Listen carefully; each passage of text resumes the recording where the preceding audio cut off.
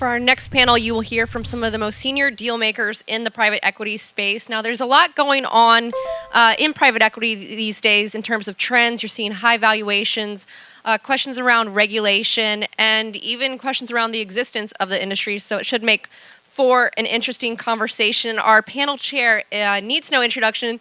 It's Olivier Sarkozy, the founder and managing partner of Ferrer Capital. Today, he will be joined by Andrew Ferrer, managing director of General Atlantic, Julia Kahr, senior managing director of the private equity group at Blackstone, Eric Liu, partner at EQ2, and Arjun, Thimmaya, managing director, financial services at Warburg, Pincus. I'll let you all take it away. Thank you so much for that introduction. I'm going to just add one thing to it. I'm from New York City, and we did not somehow put New York on the map in that recitation. So, where is that place? We paid taxes over there. We're here to talk a little bit about private equity. With me, I have four very senior folks from four of the largest firms in the business. I'm going to ask them to introduce themselves very briefly so you can get a sense for who we're talking to, and then we're going to talk a little bit about private equity and why we think it's one of the greatest things on earth. So with that, Andrew? Sure. My name is Andrew Ferrer. I'm a partner on the consumer team at General Atlantic. For those of you who don't know General Atlantic, we have an office here in Greenwich. We're based in New York City. We have 14 offices around the world, manage about $35 billion, and we're exclusively focused on growth equity investing across a few different sectors, which we can get into. Great. Hi, everybody. Julia Kahr. I'm a partner at Blackstone in our private equity group. I lead our investments in the healthcare area, and I've been at Blackstone about 15 years. I'm Eric Liu, a partner at EQ2. We're a private equity firm based in Stockholm, Sweden, actually. We actually just went public a few weeks ago as well. We manage about 40 billion euro of assets under management. I'm Arjun. I'm a partner at Warburg Pincus. I focus on the financial services ecosystem, and we invest in everything from growth investments to buyouts in that space. Well, thanks for that, guys. And we're going to spend the next 35 minutes cruising through private equity generally and what it is that we do and why we think it is a valuable way to invest, how firms differentiate themselves, et cetera. And then we'll end with a lightning round of questions where hopefully the audience will participate, following which I think we'll have time for whatever questions you all might have. So let me start with the most basic of all questions, which is why private equity? We've seen the S&P 500 return 15% on average over the last 3 years, just under 13% over the last 10 years. We hear a lot about private equity returns being in the 20s, but that's of course before we take our modest fees. Why should an investor care about private equity? And Eric, if you could start us off. Great. Yes, I think one of the, if you think about the investors that provide us with the capital, they're typically insurance companies, pension companies, high net worth individuals. Sometimes they have actual return requirements. People have to average 7-8% return requirement for their retirees. And one of the things that investors really like about private equity is it's an asset class that over time has demonstrated the ability to generate consistent double-digit returns.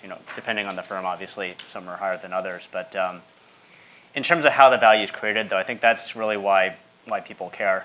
I think when the industry first got started, it was a little bit of mispriced securities. There were certain companies that were perceived as boring, but they were really quite consistent in their cash flows. They were good companies, and private equity would buy those companies and generate an attractive return.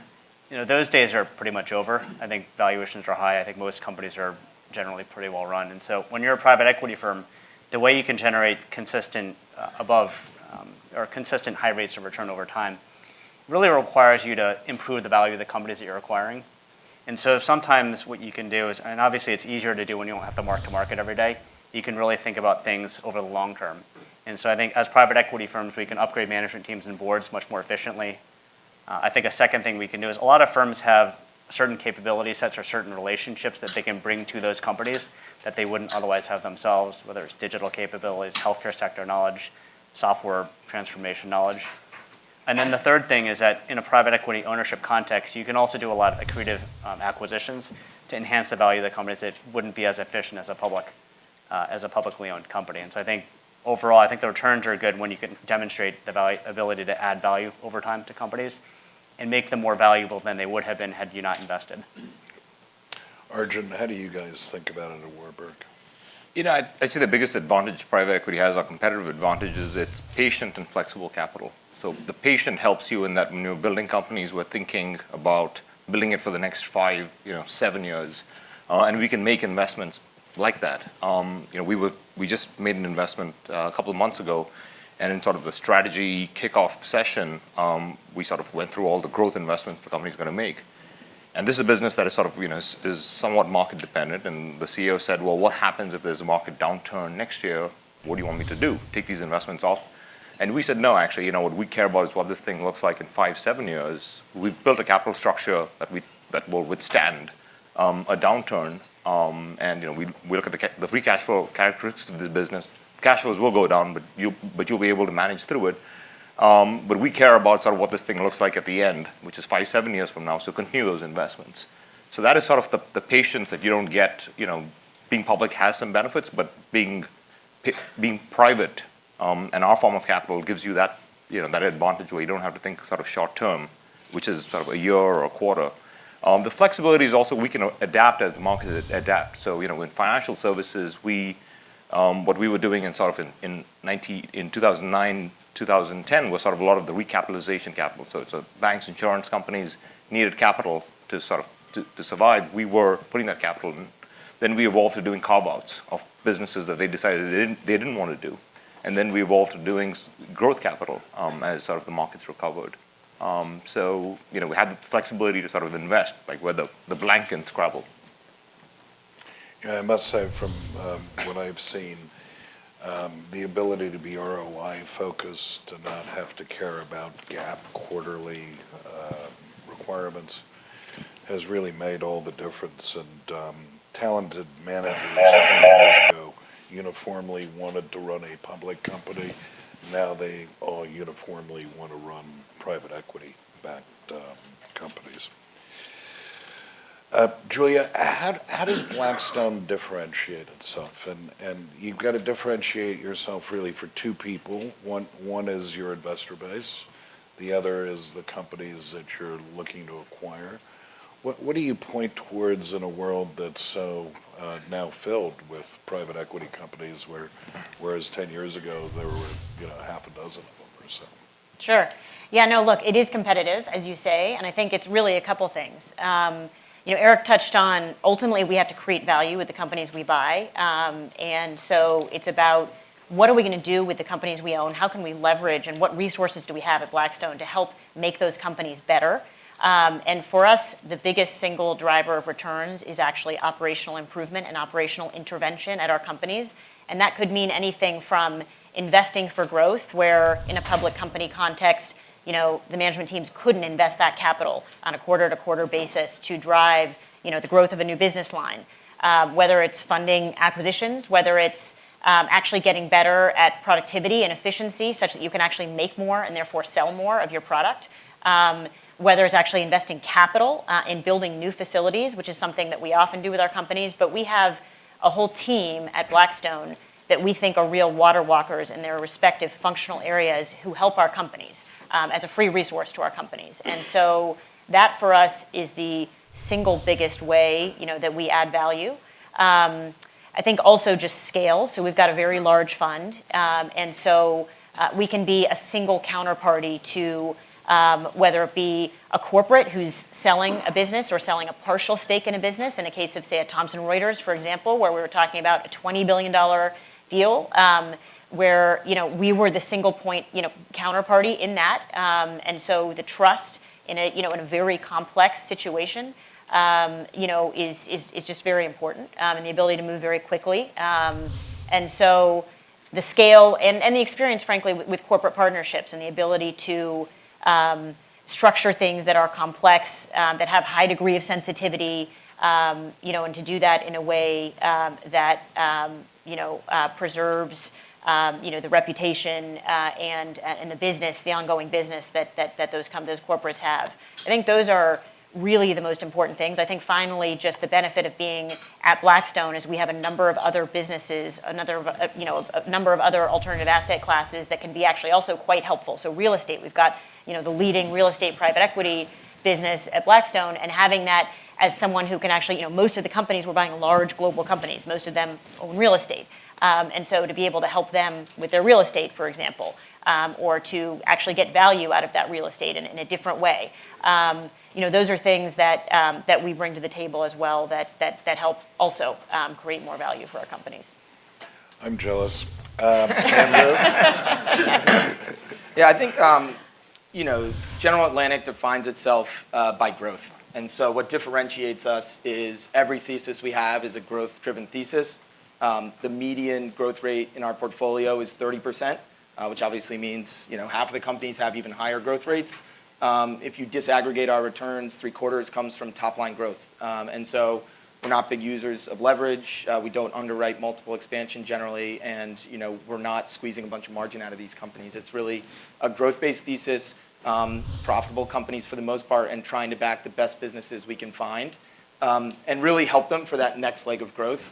We do have a set of resources that are supposed to enable that growth, and it's everything from helping with the technology stack to pricing, marketing, HR, org design, and compensation as these companies go through these growth phases. We're catching them hopefully at a moment where the business is proven, but they need to build the business and the organization around what's a proven business model. And then I think the other lens that General Atlantic always takes, so we're one global pool of capital.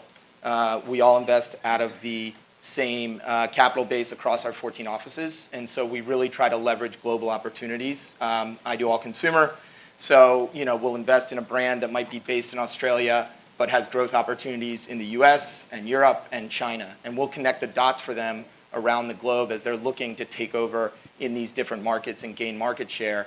And then the final piece really is our technology heritage. So half of our investments are technology investments, but that logic really flows through all of our investments in healthcare and financial services and consumer as well, really trying to be with businesses that are using technology to improve and to beat the competition. So between the globalization and the technology component, we're trying to pick the best businesses and back them. Yeah. I grew up as an investment banker in the financial services world, and as consolidation took place, you saw these companies become massive.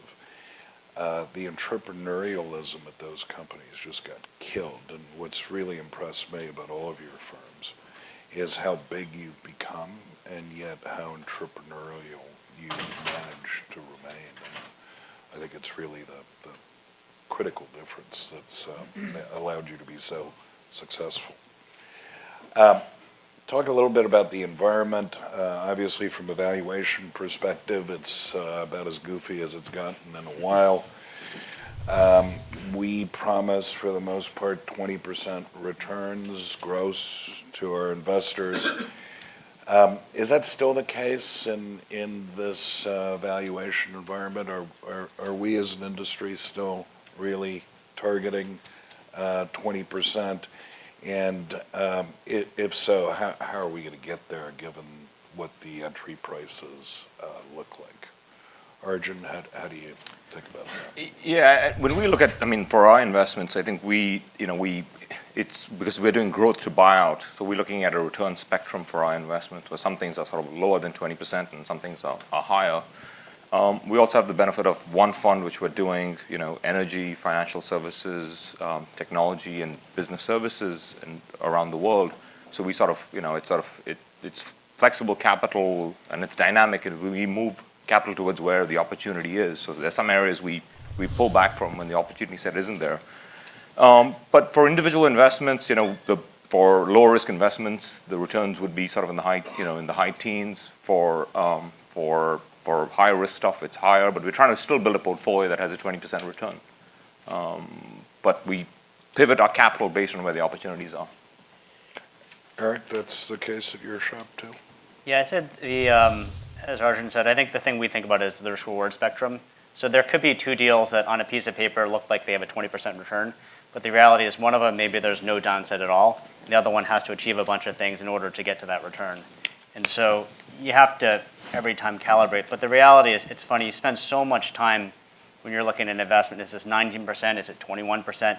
Because you can fidget with little things in the model that move it one way or another. And it feels like you're paying a lot more when you're pushing the return down to 19% or 18 or whatever the number happens to be. But once you actually own the company, the thing that we've seen over time is that the good companies are always better than you think, and the bad companies are always worse. And you would think that there's like a bell curve distribution where like most deals would be kind of around 20%, but it's actually bimodal. It works the other way in the sense that the deals that don't work out, they usually really don't work out. And if you had paid 25% less, they'd still be bad because either the market was bad, the company was bad, or something happened. Whereas for the good companies, there's always more opportunity. I think you can do more M&A, you can attract better board members, better managers. Maybe you exit earlier so the IRR is a bit higher, maybe you get multiple expansion. And so you actually tend to see it go this way, even though at the actual decision point, it just sort of feels like, oh gosh, is it 19 or 21? Can I win or not? But I think as a practical matter, what we found is that overall cycles, if you find the right deals, there are plenty of opportunities to deliver well in excess of 20% returns over time. I think that's right. I think all of us always look for a correlation between something and things that work, so you can try to put it back into play. And the only thing I've noticed that has any sort of correlation is that a good management team typically produces a good outcome. Mm-hmm. A bad management team produces a bad outcome. And if you really think about it, we're sort of glorified HR people, which it's a good business. The economic expansion, historically long, obviously, some would say, gone well beyond anything that economic models would typically suggest.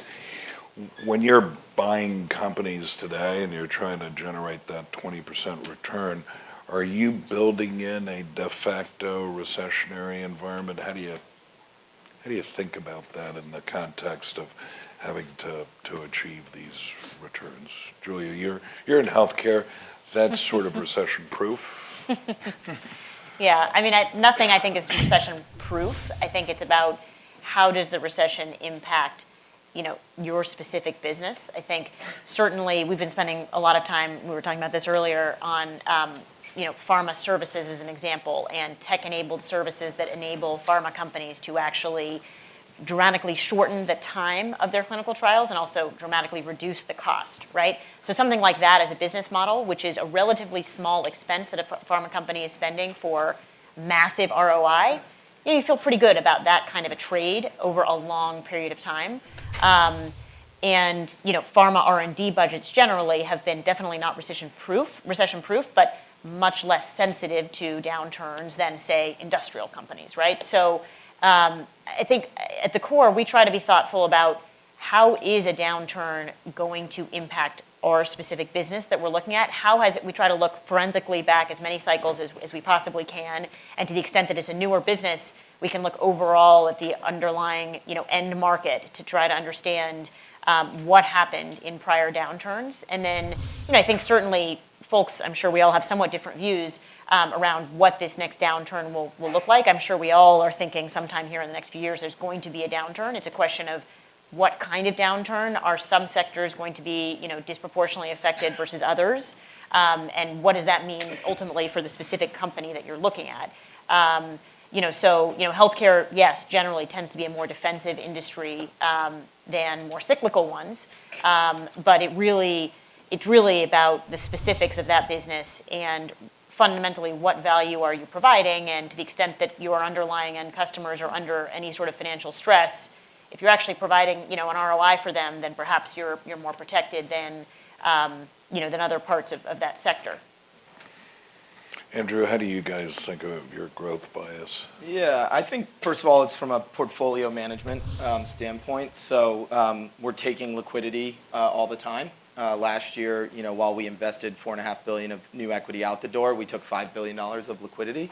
So trying to manage risk that way and always capture liquidity where we can. Second of all, our portfolio does not use a lot of leverage. Of 100+ portfolio companies, I think only 4 of them have more than 5 times debt on them. So it's overall a very low leverage environment for us in our portfolio, which through a recession we think will serve us well. And then in terms of specific deals, I think we are really looking for business models that are recession resilient. I mean, again, in consumer, you're a little bit exposed to that macro environment, but we have an investment in a great company called Authentic Brands Group. They have a diversified portfolio of 50 different brands that they manage through long-term contracts and licenses and royalties. They don't have a bunch of leases. They don't have a bunch of inventory. And so really looking for those business models that, as you imagine going through a recession, will hold up well and come out on the other side as strong as they were before. Arjun, since you're in a cyclical industry for sure, financial services, are you building in recessionary cases and things that you're looking at? You bought a pet insurance company recently. Yeah, we bought pet insurance. Well, that one's probably less cyclical, but we have, we bought a wealth management business, a couple of months before that. That is, that has interest rate as well as sort of, equity market sensitivity, right? And frankly, we in our base case projections, now when we put our projections together, we sort of have an outcome, right? We have sort of a series of outcomes, and we're looking at sort of what does the spectrum of returns here look like. But if you had to sort of point towards that base case, we actually run a recession in all financial services stuff next year. So we have basically the markets down, equity markets down 20%, and we have interest rates going to 10 basis points. And we have to have companies that sort of survive that. Now, in some ways, what matters is surviving through it, right, and having a capital structure that is resilient through it. But I think we're cognizant that, listen, this is what the earnings would look like, and will it survive? And do we have a capital structure that is rock solid to get through that? How did you project the pets? People stop paying for their pets when? No, we expect to continue. I mean, that's a penetration story in the U.S. So it's a very low penetration business in the U.S. versus the rest, versus Europe. It's sort of 1% penetration versus sort of 25% penetration in Europe. So that one, the secular trend should make up for it. People love their pets. People are going to pay for the pets. I'm with you on that one. And what we've seen, actually, people take better care of their pets than they do of themselves in a downturn. So I'm sure you probably saw the same. I could relate. I promised Julia that we wouldn't get too political, but it is private equity is getting on the radar screen here of the political discourse. And what does that mean? What are you doing to deal with it? Get in front of it? Are we as an industry trying to fight back is the wrong term, but change the perception? How are you guys thinking about that environment going forward? Eric? Yeah, so the funny thing about the private equity industry, so I've been doing this since 1998, and when I first started, no one heard of I joined the Blackstone group, and they're like, what is that? And when you're graduating from college, you sort of have to explain that to people. And but it was a cottage industry. We had a $3 billion fund, and there were a few other firms that existed that also no one had heard of that didn't employ that many people. And what's happened over time is that there's more of these firms. They're bigger. The deals are bigger. The companies are more well-known in the press. Mitt Romney ran for president. That really put a spotlight on the industry. So that's sort of the media political side. But the other thing that's happened is, when an industry gets to this size, I mean, some of this regulation is probably not a bad thing, right? I mean, you're dealing with pensioner money. And so I would say that ever since I've been working here, there's just been more regulation. I mean, I think a lot of the large private equity firms these days are public. They're SEC registered. It used to be that when we bought companies, you didn't have to mark to market, but you actually do. You mark your portfolios once a quarter, every 6 months, and they actually get publicly audited. So I think that's something that's just happened over time as the industry's gotten That's why everybody's first quartile. Yeah. Audited. But the other thing that's happened is obviously there's more of a political spotlight. I think obviously the whole financial crisis put a spotlight on the financial sector generally, but I think some of the more successful people in the financial services industry have been people who've run large private equity firms. And so that's put the spotlight on that. Obviously in the political environment generally, I think there's a spotlight on anything that seems to be too profitable, making too much money, including the tech industry. And I think that one of the things that's important for the industry to do is just to really clearly articulate the value that we're actually providing to society. And I think there's sometimes this perception in the media that, oh, private equity firms buy companies that are perfectly healthy, they fire a bunch of people, the shareholders make money, and it's bad for everyone.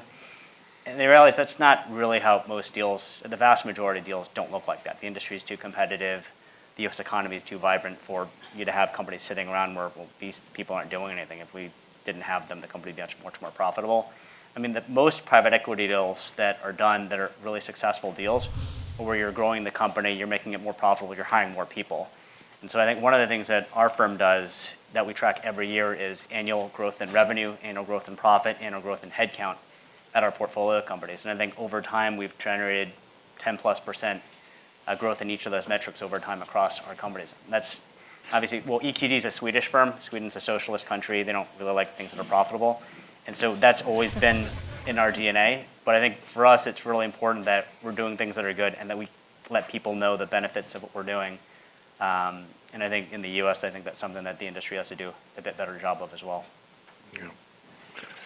Arjun, you guys have, sorry, Eric, go ahead. I think when you look at it, right, just the pendulum of conversation in the U.S. is swinging a bit, and it applies to both private equity and public equity. There used to be sort of a singular sort of due north of shareholder value, and delivering on that meant you were achieving what you set out to achieve. And I think there's a very healthy conversation going on right now of, you know, shareholder value is a very important component. That's obviously why we all do our jobs, but there are other constituents whose voices are getting more heavily weighted, be it employees and the environment and all these things that I think all firms are really starting to reflect on more. And we have an ESG initiative and really trying to say, what is our broader impact besides still delivering the returns that we owe to our investors?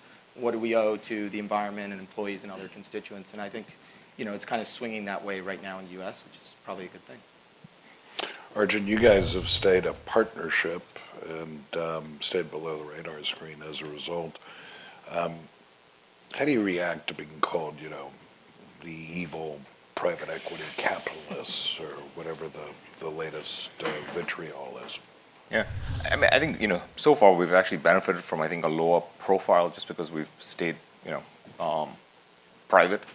And that's helpful. But, you know, I think one of the things that we do believe is that our companies are going to get a lot more scrutiny. So if we're going to make an investment, that company is going to get a lot more scrutiny than if we didn't make that investment. And especially when you sort of combine sort of, you know, the feedback loop between sort of social media, you know, regulators and politicians, it can be quite vicious on any individual company. So for every individual company we're looking at, you know, one of the things that we're doing is sort of as part of, you know, when we make the investment, what are sort of the risks around this business from that aspect, and what are we doing to address that business? So a lot of our companies, we have a playbook in terms of how they are managing their online profile, their you know, their social media, because it matters from, you know, vendors are looking at it, prospective employees are looking at it, so it is sort of increasingly important for them to look at it and them to manage it. So that's an area we sort of have a focus on managing that. And at the same time, we're still trying to figure this out, but, you know, we're trying to figure out what we make our companies from an ESG perspective, what we actually do. We have never been, you know, we've never come from sort of the philosophy of forcing our companies to do anything, but we give our companies a bunch of options if they say, you know, we try to figure out what they're doing from an ESG perspective, and if we don't think that's enough, we come to them with suggestions and, you know, and also ways for them to, you know, with people we have on staff who can help them think through implementing those suggestions. Well, what I find interesting, and, you know, I come from a political family, so take this in the spirit in which it's meant. We actually, as an industry, I think, get a lot of pressure from our LPs to be very ESG or whatever acronym you want to use or describe, to be very conscious of that issue. And we, in turn, have become, as an industry, I think, very conscious of the issue. And funnily enough, we're probably well ahead of the political environment in terms of addressing these issues and taking them seriously than the verbiage that we're hearing would suggest. So another interesting dichotomy. In the time we've got left, we thought we'd do a quick lightning round. Maybe ask our panelists some fairly basic questions that have a one-word answer, and then ask you in the audience your views to see if they're consistent. For instance, will the S&P 500 be higher or lower 12 months from now? Eric? Lower. Lower. Lower. Higher. Higher.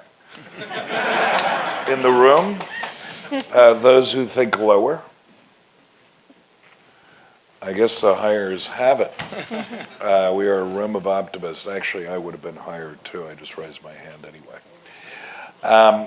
Are interest rates 12 months from now higher or lower? Let's use the 5-year as an example. Eric?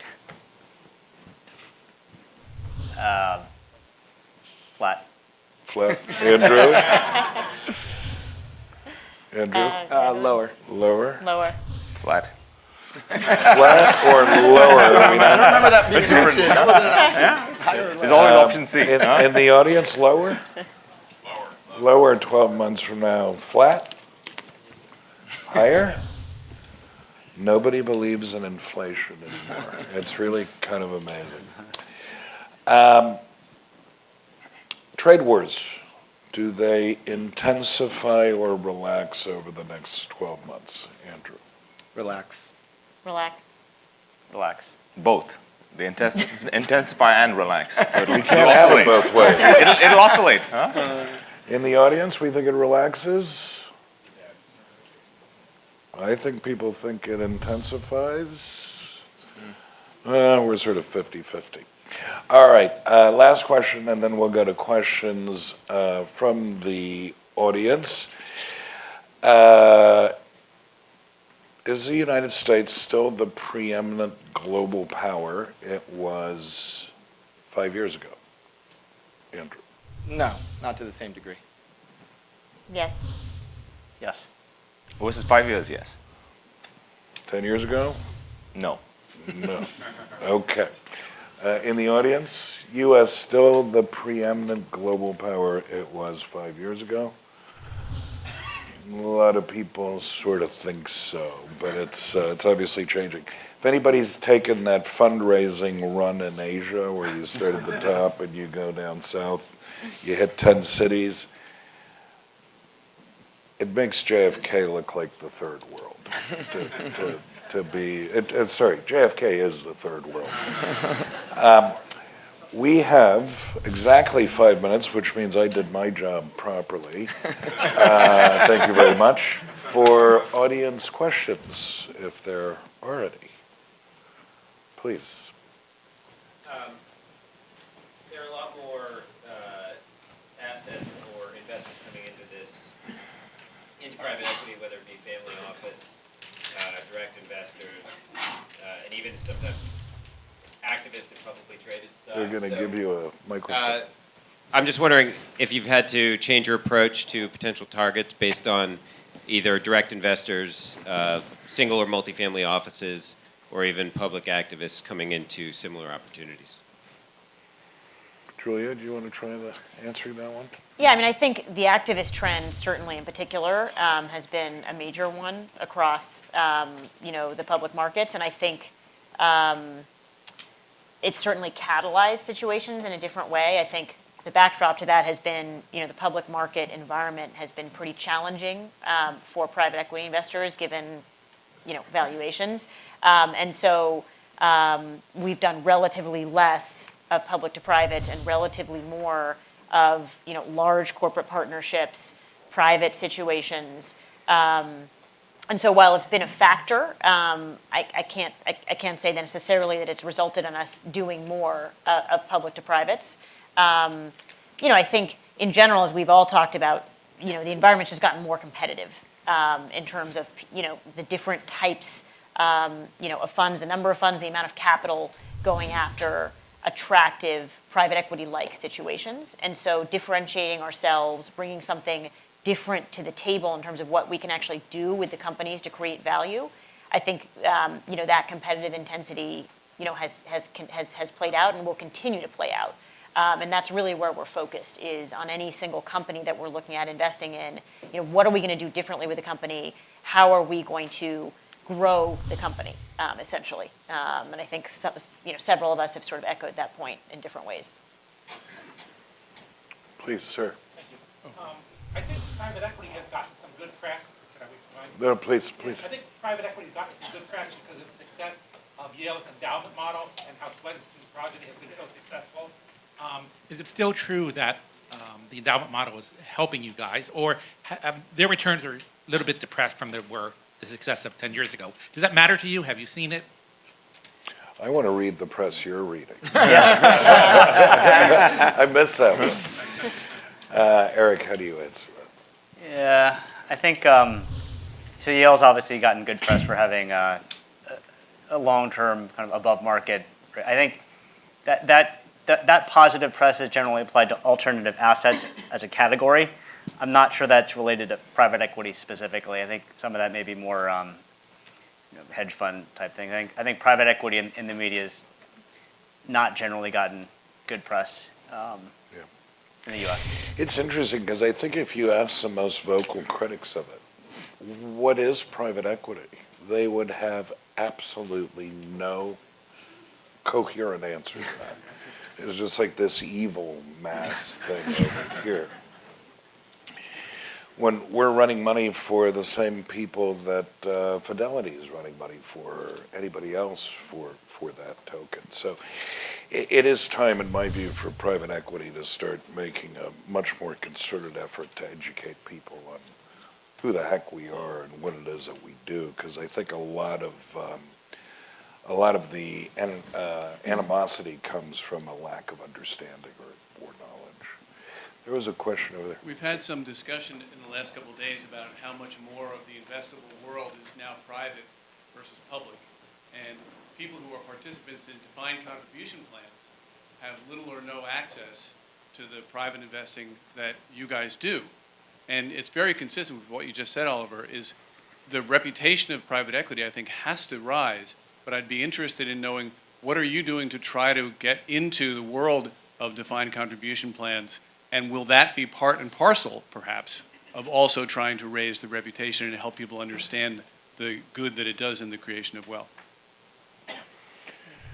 Julia, you're at the biggest firm, so I'm going to presuppose that you guys might be doing the most to try and attract I retail think money. we've certainly tried to be creative in thinking about ways to allow individual investors to invest in our products, and we've got, various different options for that. So I think as we look at over time, the pools of capital that are going into our various funds, not just private equity, but also our real estate private equity and our other investing funds, we are seeing more of individuals, more so that than per se, defined contribution at this stage. It's certainly something we're thinking a lot about, and that one's a little bit trickier to crack in terms of how to do that in a way that is effective and provides the liquidity, because I think the biggest challenge is also just the liquidity there, and people wanting, those folks want to be able to access that capital quickly, and that creates a bit of a challenge with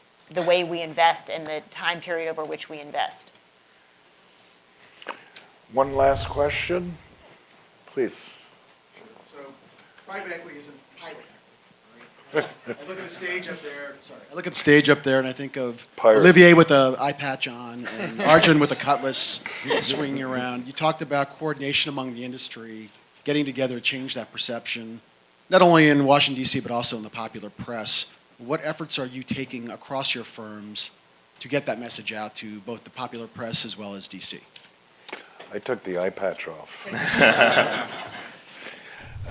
Yeah, Please. sure. I think we've been historically a very under-the-radar firm, and that's been one of our sort of signature elements. And I think we're stepping forward a little bit more and trying to tell some of the positive stories that we can out of our portfolio and companies that we've helped build. And I think it would be helpful if private equity takes that on the forefront a little more and gets out in front of some of these stories and points to the great elements instead of being so reactive and waiting for the moment in time where, we've stubbed our toe or done something wrong. Those stories are very easy to draw a lot of attention to. And then we end up on our hind foot and being reactive. And so I think it's just a matter of continuing to dial up how we tell the story of some of the successes and how we partner with companies and help build them and do more of that. Yeah, I think as a public company, I think we've been quite focused on sharing that message. I think Steve in particular has been a great spokesperson for the industry in terms of talking about even some of his recent comments just around job creation and some of the statistics, which are really, we've all talked about different statistics, they're quite compelling in terms of what we've done to grow employment at our companies. So I think it's just about getting that message out. Sometimes, it can fall on deaf ears, so we maybe have to speak even louder than we think we need to. But I think we all own it as an industry, and I think we've tried to be quite outspoken about the statistics for our own portfolio companies. Well, you've been a great audience. I want to thank you, thank our panelists, thank the Greenwich Business Institute, and appreciate the time you've given us tonight. Thank you very much.